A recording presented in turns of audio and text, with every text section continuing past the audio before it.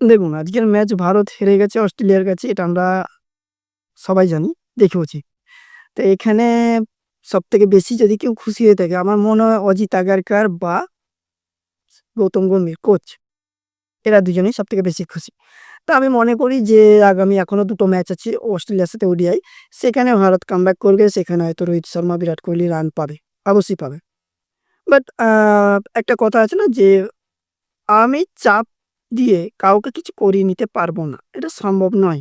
আজকে বিরাট কোহলি বা রোহিত শর্মার মধ্যে একটা চাপ চলে এসছে যে আমাকে রান করতে হবে। তবে আমি ২৭ থাকতে পারবে। এরকমটা নয়।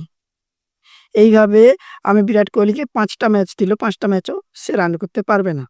আমার যেটা মনে হয়। কারণ দেখুন বিরাট কোহলি অলরেডি এমনই একজন প্লেয়ার যিনি চাপের মুহূর্তে খেলতে পারেন। এটা আমরা বরাবর দেখে এসেছি।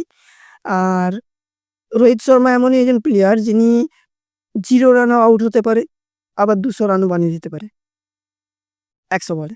সেই ক্ষমতা তার মধ্যে আছে। তো সেক্ষেত্রে বা বোলিংয়ের দিক থেকে যদি এবার আসি, দেখবেন জসপ্রীত বুমরা অবশ্যই অসাধারণ। তার জায়গা নেওয়ার মতন ভারতে এখনো সেরকম বোলার উঠে আসেনি। স্পিনিংয়ের দিক থেকে দেখুন আমরা বরুণ চক্রবর্তীকে আমরা টি-20 তে রেখেছি, ওডিআইতে রাখলাম না। কুলদীপ যাদব তাকে আমরা দলে রাখছি না। টি-20 তে রেখেছি, ওডিআইতে দলে রেখেছি কিন্তু তাকে আমরা খেলাচ্ছি না।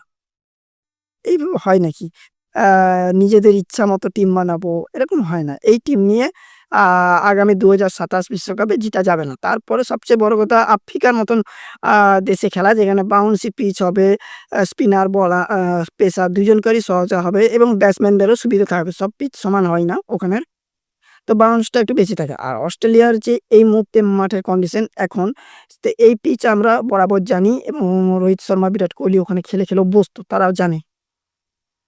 সেই জায়গার থেকে আমার মনে হয় না তাদেরকে যদি এইভাবে চাপ দেয়া হয় যে তোমাকে পরের ম্যাচে ১০০ করতে হবে। তাও আবার ১০০ করলেও তুমি দলের জায়গা পাবে কিনা এটা সম্ভব নয়। এইভাবে হয় না। আ বিরাট কোহলির কাছ থেকে বা রোহিত শর্মার কাছ থেকে আমি এটুকুই মনে করি যে তারা যদি আরো ২ টো ম্যাচ আছে, এই ২ টো ম্যাচেও হয়তো তারা সেইভাবে রান পাবে না। তাহলে মোটামুটিভাবে এইখানে খুশির খবর একটাই যে গৌতম গম্ভীর আর অজিত আগারকারের জন্য খুশির যে আমরা এরপরে তাদের প্রতি আরো চাপ সৃষ্টি করব। তারা দল থেকে অবসর নিয়ে নেবে অস্ট্রেলিয়ার পরে। এটাই হবে। দেখে রাখুন। তারা এটাই চাইছে আর এটাই হবে।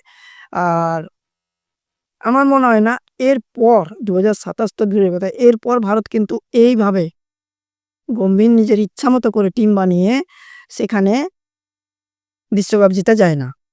আপনার কি রায়? অবশ্যই কমেন্টে জানাবেন।